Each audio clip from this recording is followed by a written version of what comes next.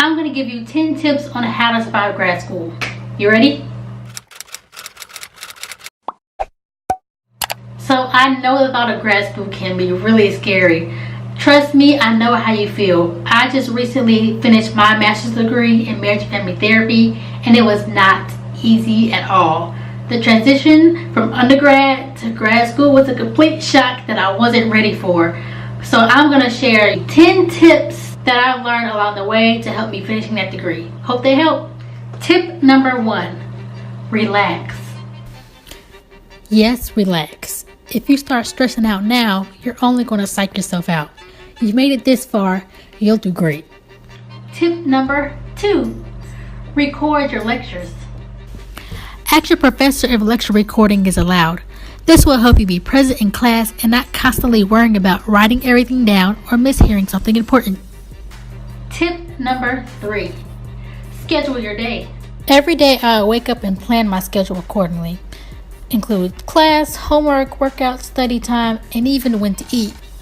You may find yourself overwhelmed at times, but keeping a schedule will help relax your mind because you know what you're doing at every point of the day. Tip number 4, stop cramming. I used to think that studying up until the very last minute was going to pack in more information in my brain somehow. But in grad school, you study to understand, not study to regurgitate. One rule I like to follow is, if you don't know it by now, you won't know it then. Tip number 5, practice self-care. Taking care of yourself is vital to keeping your sanity in grad school. Some healthy forms of self-care that I like to practice are binge watching a good Netflix show and cooking a nice healthy meal.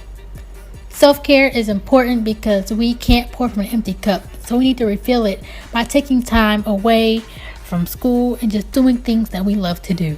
Tip number 6, step away from the work. I know you have a ton of assignments to do, but take a day and just step away from all the papers, the files, and the tests. Go on a random road trip if you can. Shut the computer down and stop thinking and talking about school.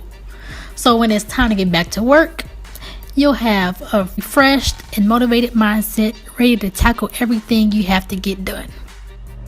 Tip number 7, make friends with your cohort members.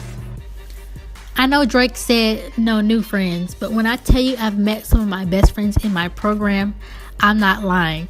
Be open to making new friends. You'll get close because you're all going through the struggle together, and you'll be able to laugh later at how silly all of that stressing was. Plus, making new memories is always fun.